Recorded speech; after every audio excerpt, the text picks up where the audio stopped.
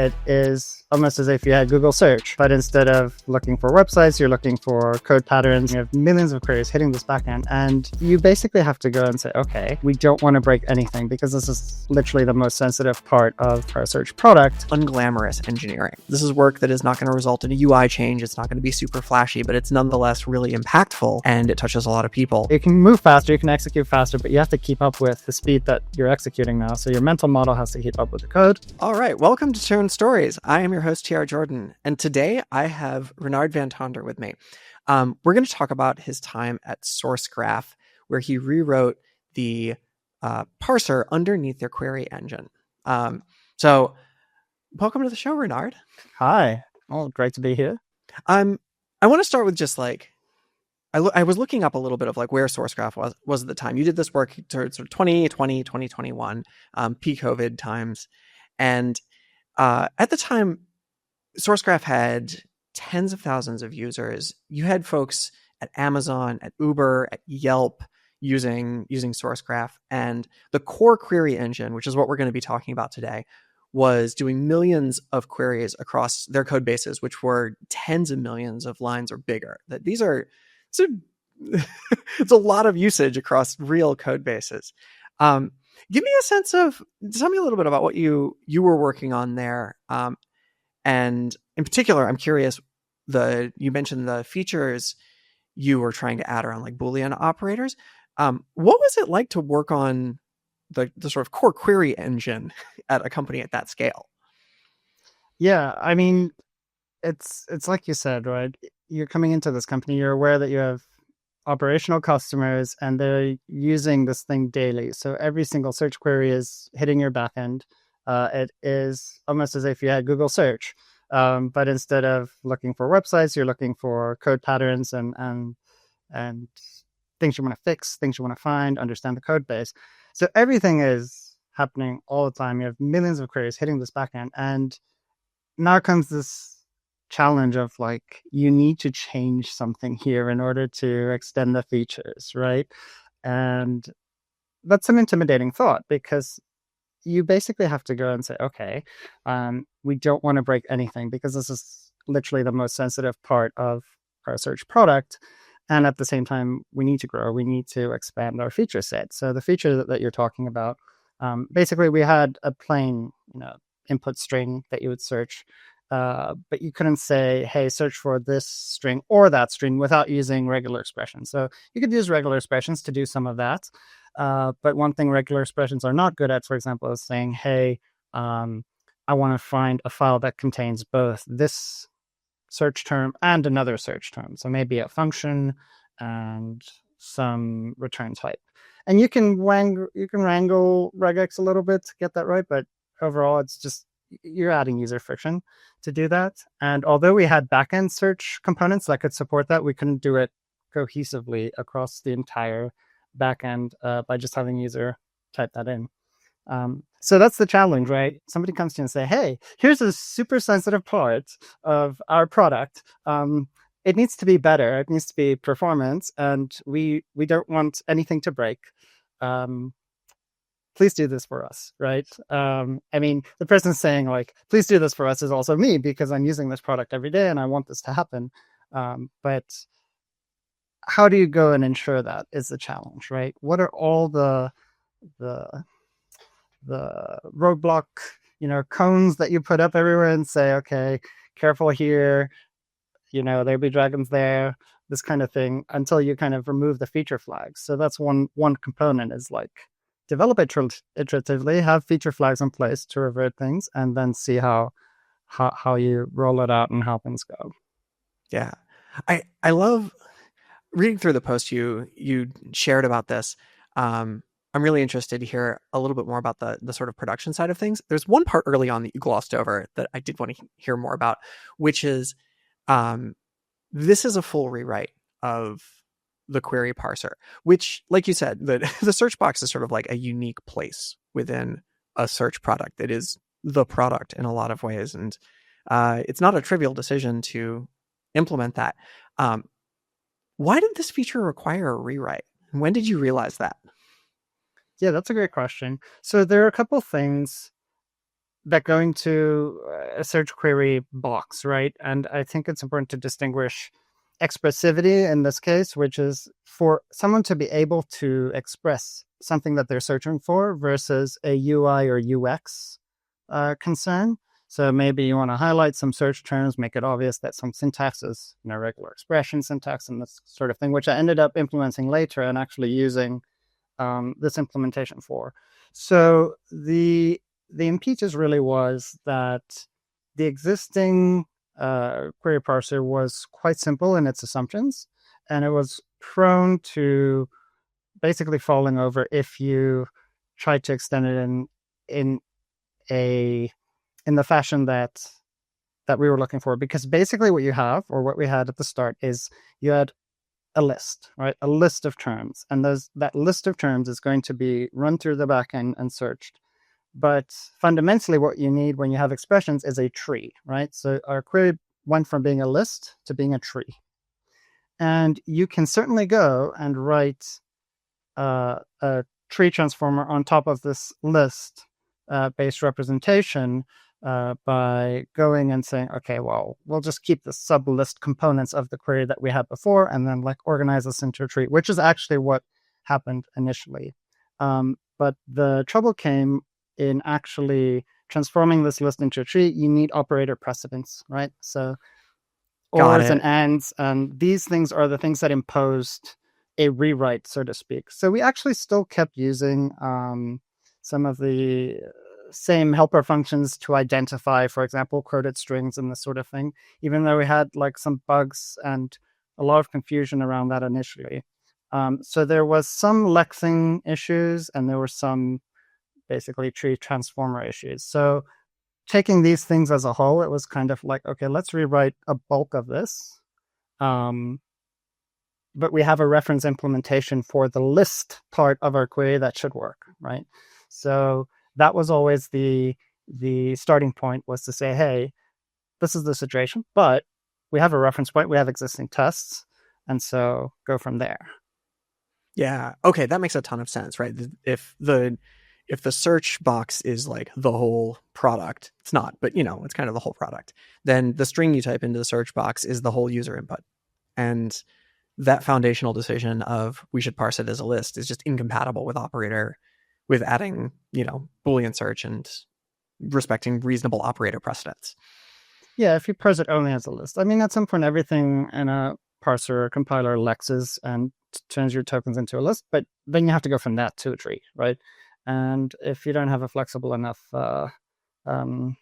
framework to do that, then it just becomes difficult to reason about. Mm-hmm. Yeah, no, that totally makes sense.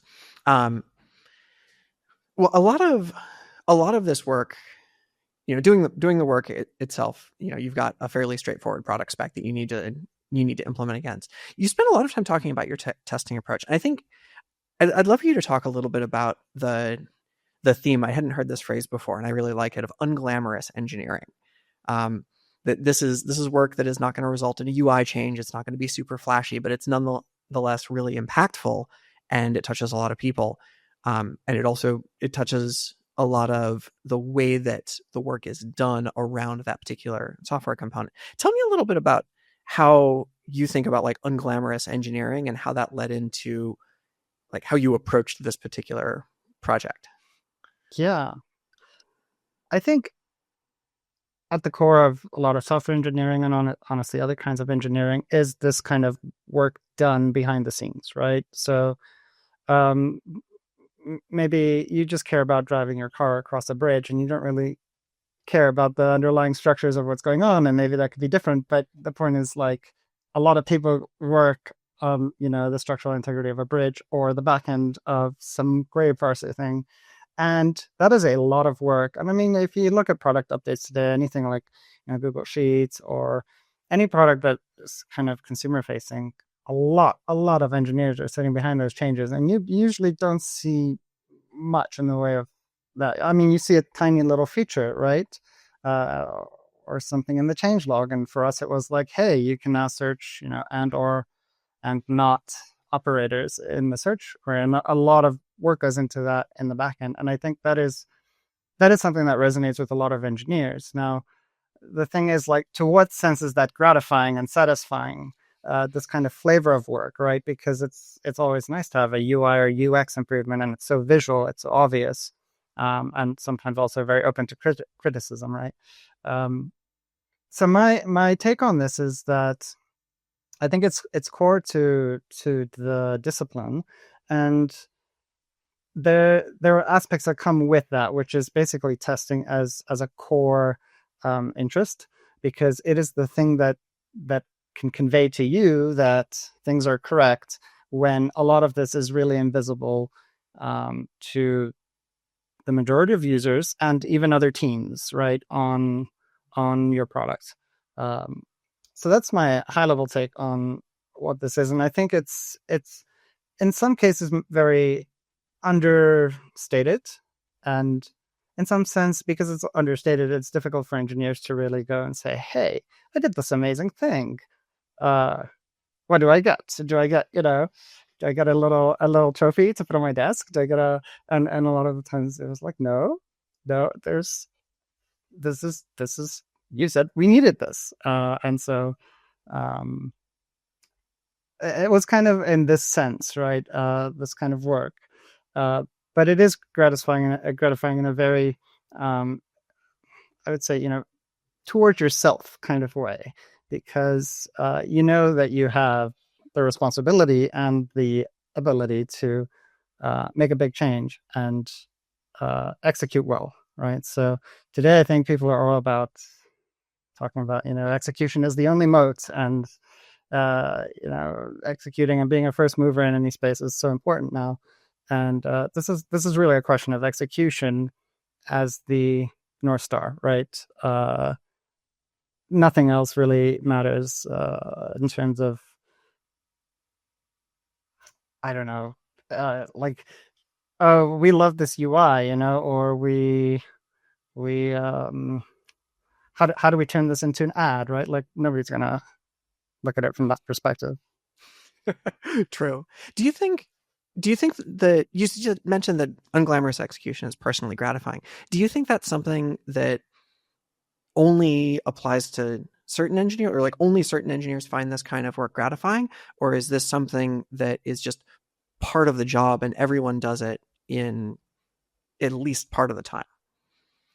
I think it's part and parcel of being an engineer, because it's so kind of unavoidable in some senses. But I think there's different intensities and blocks of work, right? So you might you might be faced with like, oh, I have a refactoring to do, and that's also a kind of unglamorous engineering, but it's so well recognized, I think, by engineers, like, oh, we need a refactor. One day we'll restructure this, right? There's always this thing in the back of people's minds where they're like, okay, yeah, this could be better, right? And I think that ties into the what is unglamorous about doing that kind of work, and the when you decide to act on it, that's when you really engage in it, right? So to the extent that you're comfortable and able to engage with refactoring and uh, work that changes something that's not so visible, you're doing unglamorous work. And I think for some people that's 90% of their work, and for some it might be, it's much more spotty, 10% or something. That makes sense. That it's definitely all over the place. So maybe a provocative question: isn't AI going to do all our refactoring for us? Yeah, I love this question, because to some extent, I think I can't remember who said. I think it was the founder of Open Router. He said every company will be a model routing company in the future, and a part of that resonates with me, which is basically to say anything that people query or want to do, some task they want to take, is going to be routed to some service somewhere that eventually ends up with an LLM input output in that pipeline, probably multiple, right? So from that context, I think, refactoring and restructuring code fits into that architecture and model, and the direction we're going certainly seems to be something like that. But the I think the underlying question is, to what extent do you have LLMs reasoning about it versus making tool calls and dedicated tools for actually transforming your code in a way that convinces you it's correct and better, right? So will it solve everything? It depends how you chop this. I think it's going to be a question of what tools are you plugging into that pipeline and how are you letting the LLM drive those changes.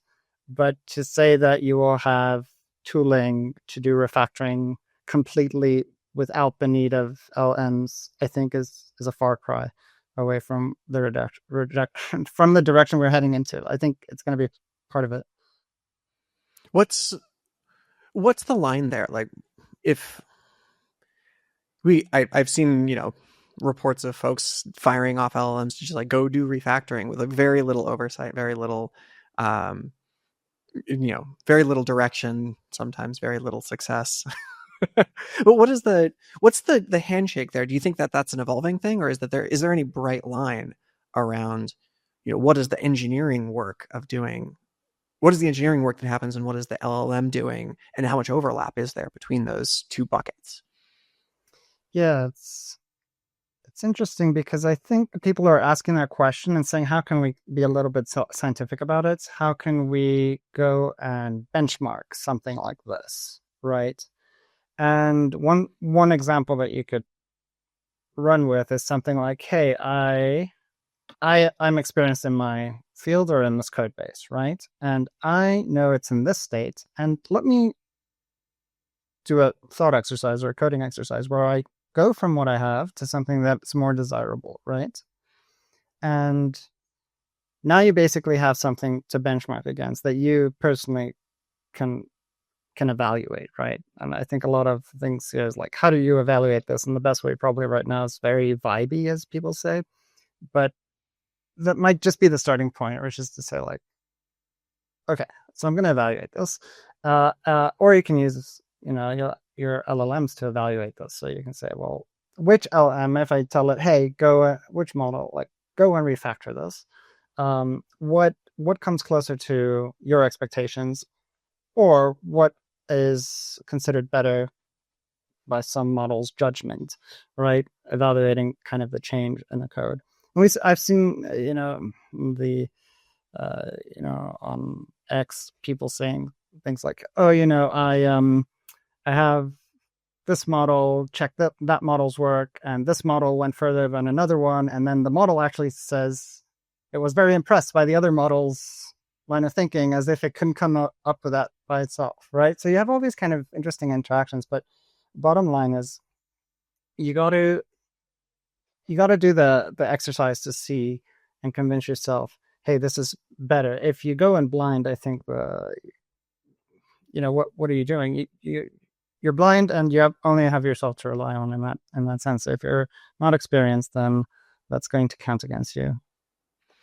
That really resonates. That you said in the middle there of like, does this thing meet your expectations? I think that feels really key, right? Is that at the end of the day, you can use all the tools you want, but like, you, the engineer, are on the hook for the thing.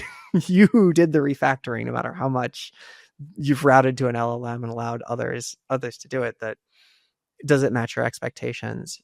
Is it doing the thing you want? Like, refactors are in some ways subjective in what is their output.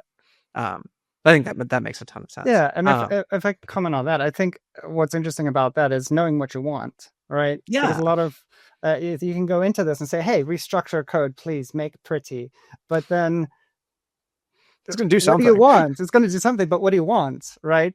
Which is much different from like, "Hey, this function or this functionality is being reused everywhere. Can we please put this in a helper function?" No, please don't put the helper function in a file called utils, dot ts or whatever. Because I know I you don't have know. lots of training data that says that's the right thing to do. Right. And so, I mean, that's a special thing. Utils files. I don't know how you feel about that, but yeah, okay, there we go. Not great. So what you want is important, and then being able to evaluate, hey, does this meet the expectations that I want? And of course, you can express these things in prompts and stuff, but at some point you need to look at the code. You need to look at the code.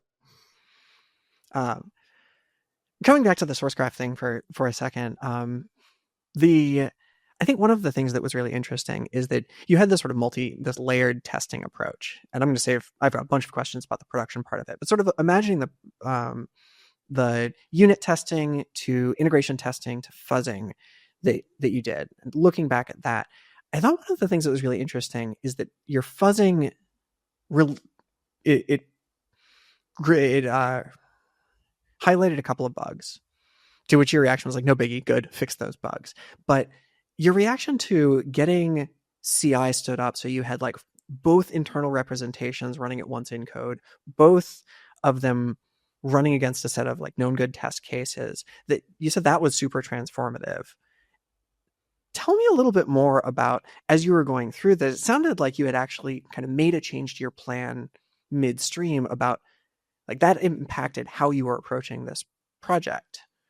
And I'd love for you to talk a little bit about what impact that had of getting a fully separate copy of the Sourcegraph parser stood up and running in CI on the regular. Yeah, so I think the traditional way or the required way of a lot of functionality today is unit testing. So, testing things in isolation, and then your integration tests. So you're running things more end to end and making sure nothing breaks along the way. What is cool about having a reference implementation, so you know what you want or you know what you don't want to lose, right? Is that you can test that against V2. So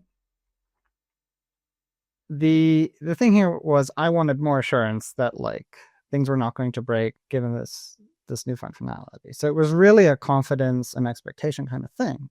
And so fuzz testing is a fantastic way to basically go and say, hey, look, just try a bunch of inputs. Here's the structure of the input, or here's the input box. And nowadays you can go deep down the rabbit hole of all kinds of different fuzzing techniques. You can teach the thing your grammar and have it do kind of much more structured or produce structured inputs for something like a query parser. Very popular fuzzing targets, compilers, and this class of tooling.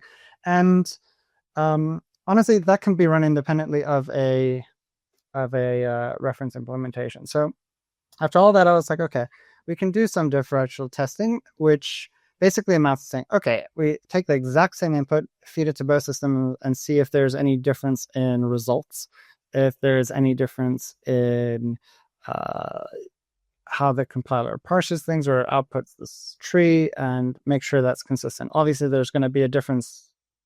Like this is modulo, the new functionality that you added, so the old parser is not going to produce anything worth a tree structure, but that's something you can recognize. So once you do that, I think that's, you're testing against your gold standard in terms of being regression free. And so I think that is something valuable today in a general sense, right? If you have some reference that you're working against, it is challenging to put up the infrastructure to actually do that. I mean, I was doing this mostly locally, so you have a lot of work that has to go into making that happen, but it does give you the confidence. So it's like this Pareto principle thing, right? If you wanna put in 80% of your results come from 20% of the effort, I think general testing is your thing, but then you have a long tail of potential issues, and that's when you kind of get a little bit more sophisticated and a little bit more put in more effort to get that last bit out. Mm-hmm. Yeah, that makes sense. And especially if you can build a system like that sort of like lives for a long time, like over the course of the project, that live feedback is so much more powerful than just like, I have something. One idea, this just occurred to me. I have heard this idea from a bunch of people of the gold standard during any migration is that if you have a migration specific test suite, historically, you only do this for like the most horrible migrations, like the stuff that is going to take 5 years up front, because creating test suites is like not cheap. You writing unit tests, I imagine those like lived with the code since, once the code is shipped. That's not migration specific. It's just you're testing your new code. You're writing integration tests. Did you do any migration specific tests that were sort of only for this period where you had both implementations living in the code base?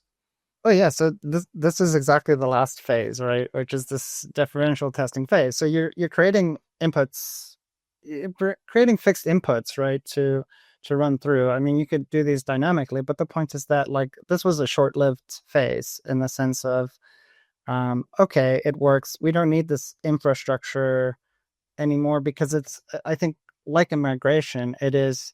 We make a big leap, we make a big jump, we're switching over a system, a component, right? Kind of wholesale. And so when you do that, then you have this kind of short-lived um, testing phase that I think fits into this picture of what you're saying. And to the extent that that's useful afterwards is limited because you don't know which, like there was no, oh, we need to support something more in the query after this point that would justify this amount of like testing and so on. You can have unit tests or like smaller things to detect your regressions at that level. Now the question is, I think like a 5-year migration or 6-month migration is a lot longer timeline than this work happened across. I think this was maybe one release that we did the differential testing was like a month worth of just stability and everything else before that. So timeline will also, I think, dictate the extent to which you can like. Yeah. If you only have a month where you're going to really do testing like that, that constrains your budget. Yeah, you only want to spend so much time writing tests that you're going to throw away afterwards. But it sounds like those were really valuable, which is, I think, a really interesting push because most of the time when I talk to folks about migrations, they don't write these tests, even if they have substantial time to work on the migration, i.e. dragged out over several years. Did you have a sense of why?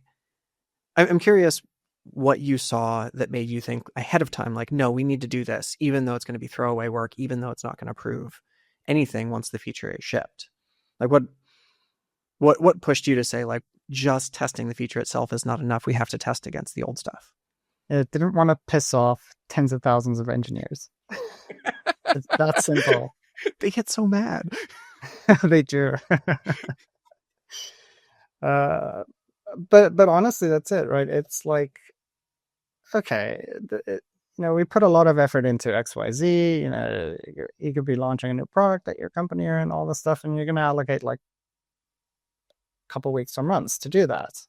Why wouldn't you do that for like the most critical part of your system, like ensuring like it doesn't break?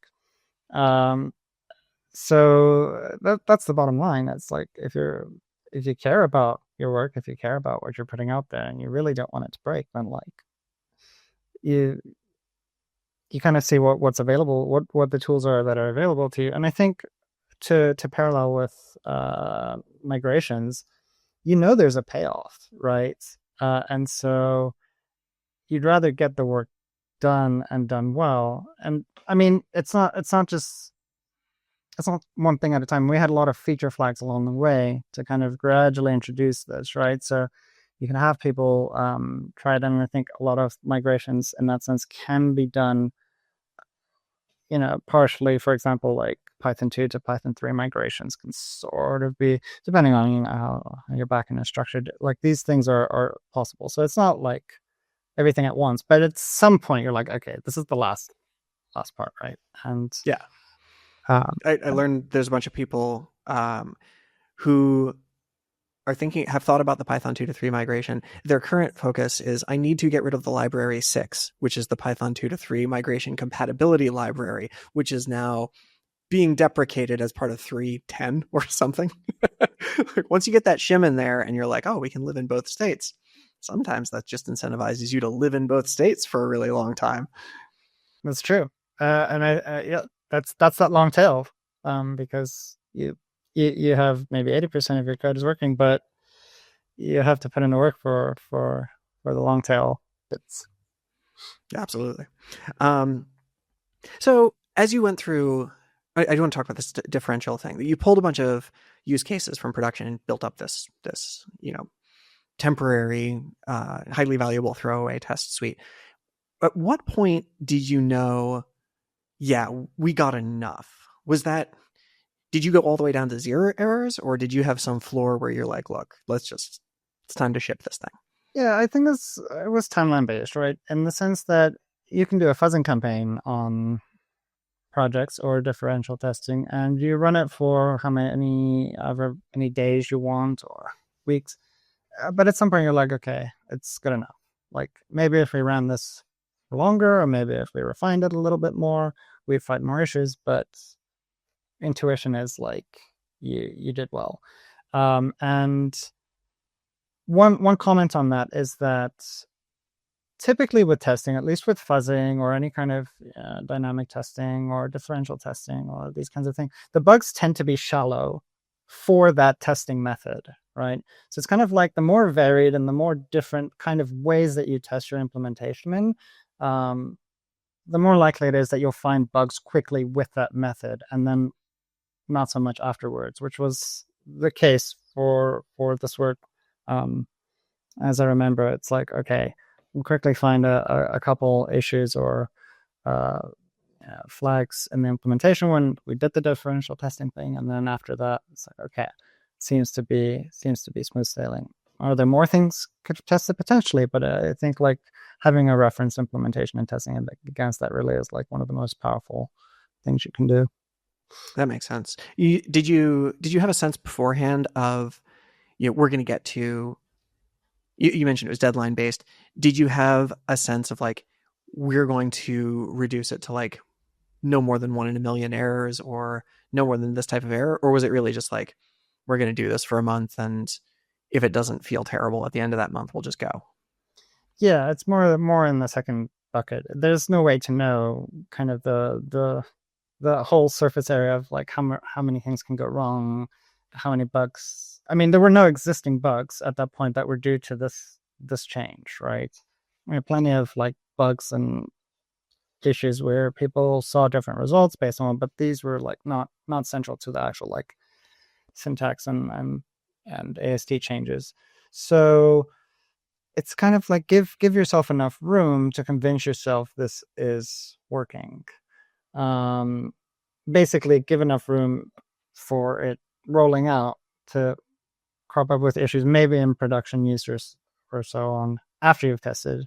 Like, okay, are things running smoothly, right? Because that's the benefit of having something that is actually used a lot. It's like it'll show pretty quickly if people are running into something. Yeah, there are obscure queries that might not, but you want to not break anything for the majority of people. Cool.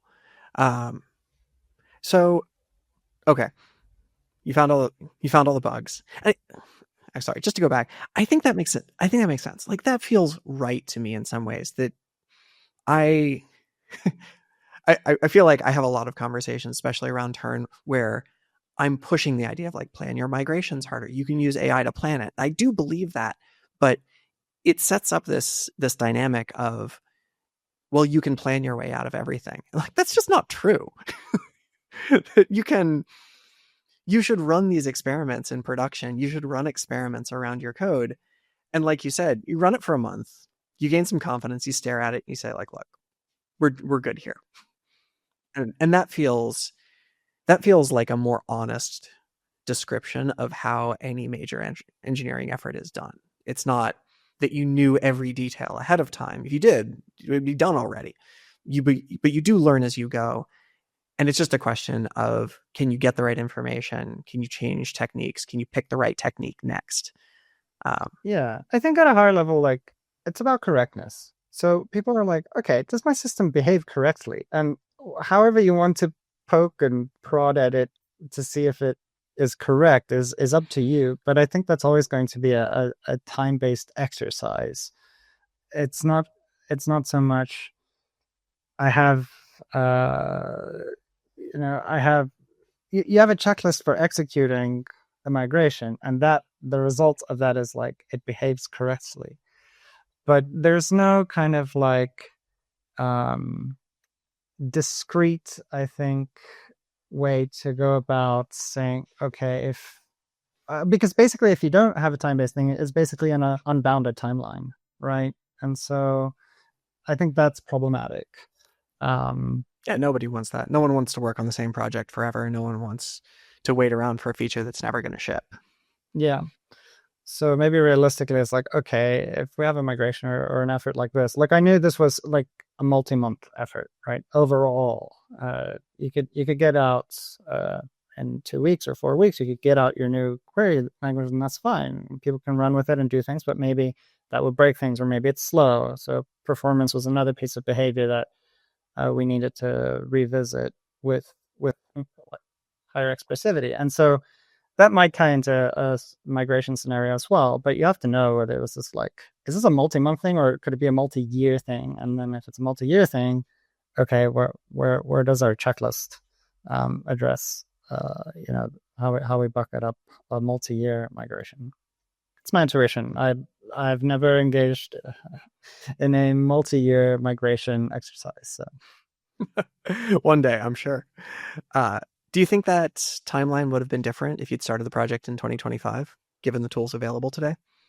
yeah, probably quite a bit different in the sense of just developing the supporting tooling around this, right? Because what I would like, if I had LLMs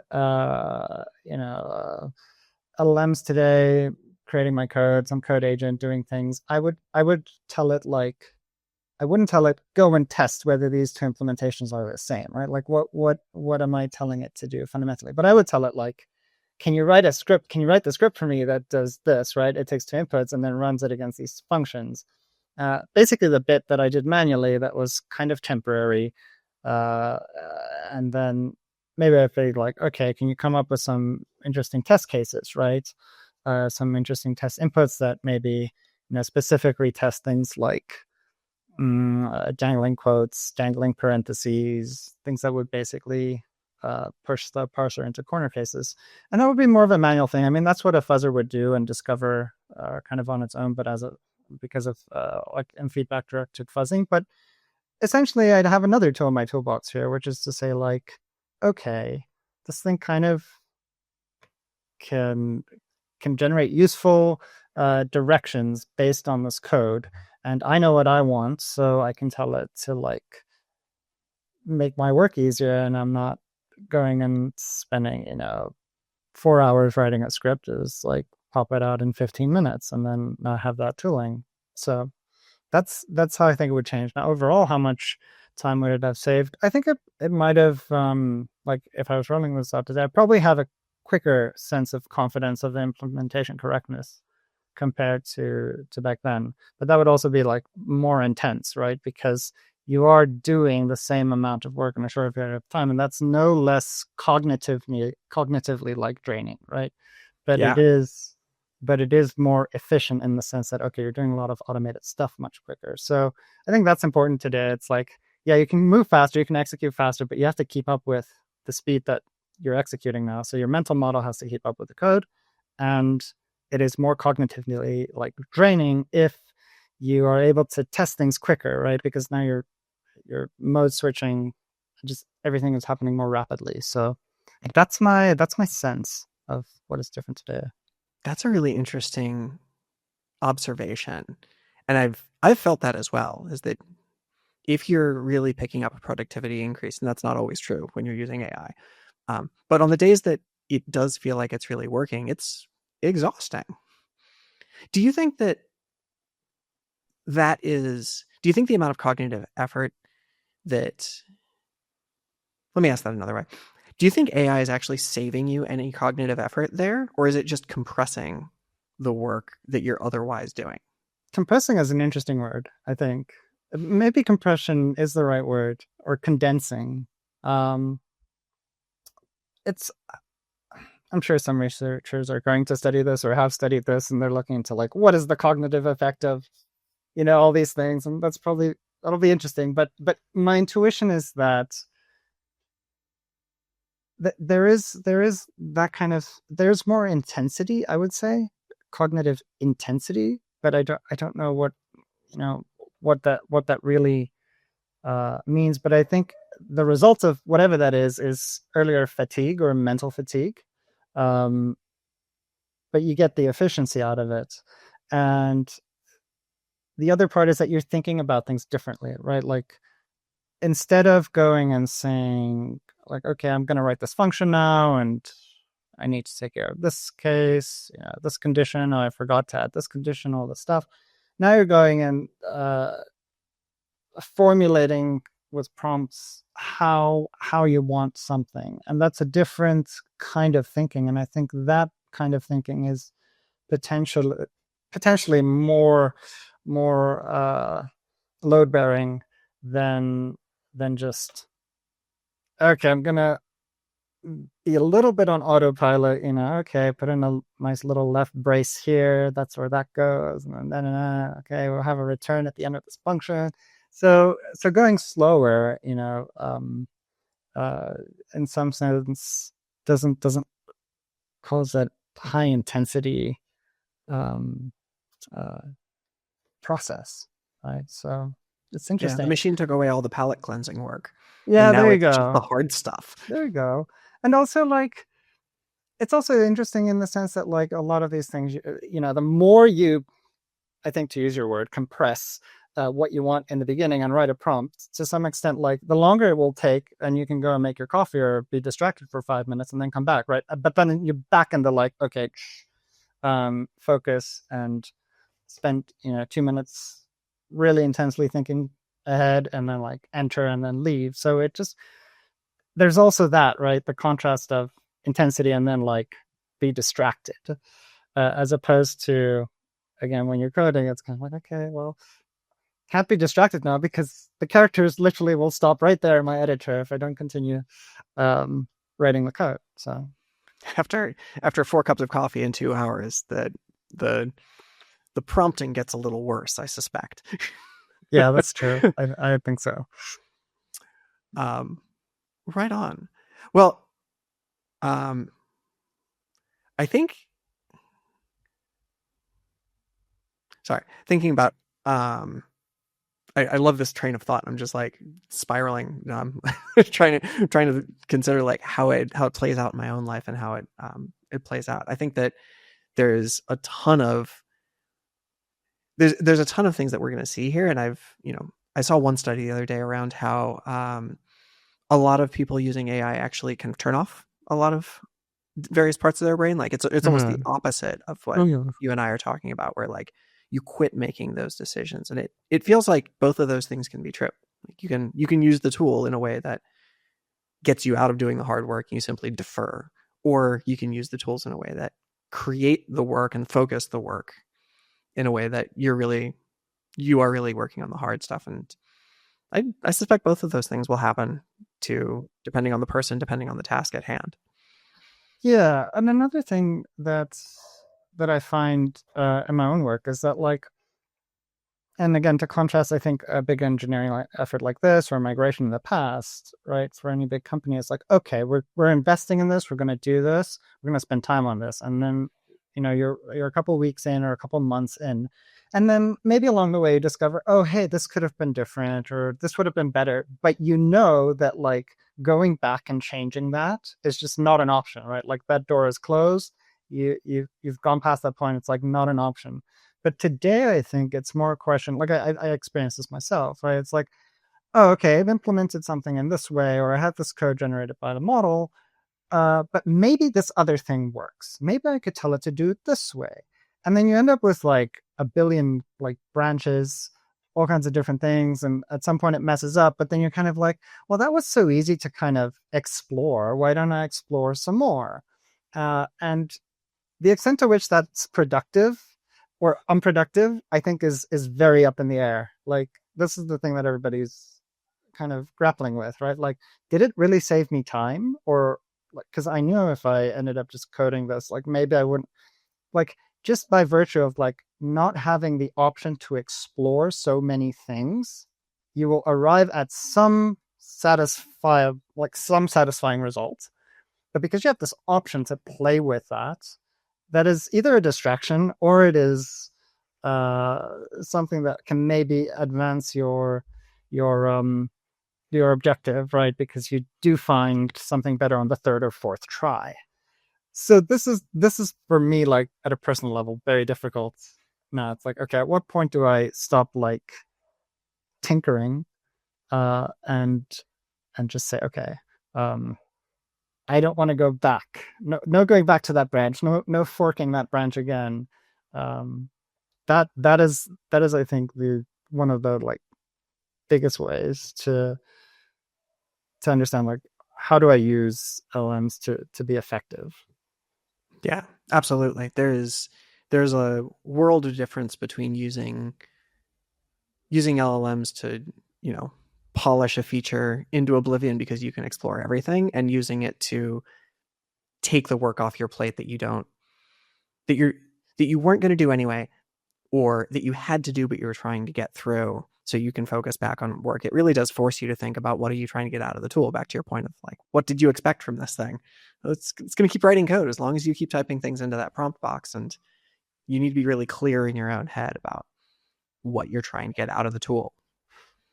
Yeah. And I think with migrations, it's especially true because you can go at it from different angles, right? Just looking at some of the other stories and more stories that you guys posted, and I think if you ask people during a migration today, it's like which direction would you go in? Maybe you're upgrading some C++ library or something like this. Is they have dedicated teams at Google for this. It's like a lot of decision making goes into, okay, how are we gonna where are we gonna start doing this in the code base?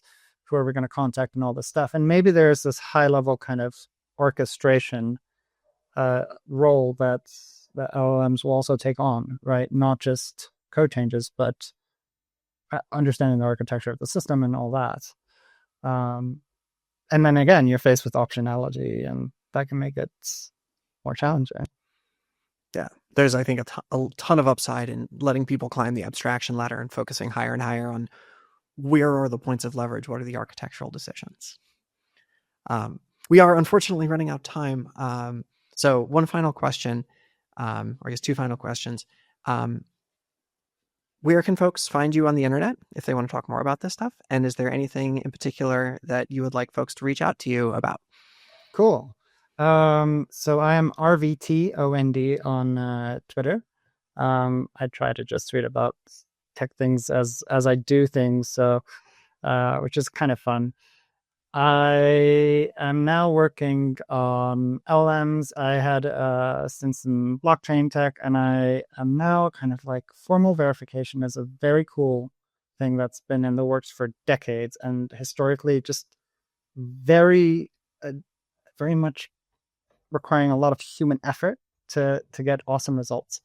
And so I think now a lot of the mechanic parts of formal verification, so that the code that's running on Airbus, the things that are not causing your critical systems to go down.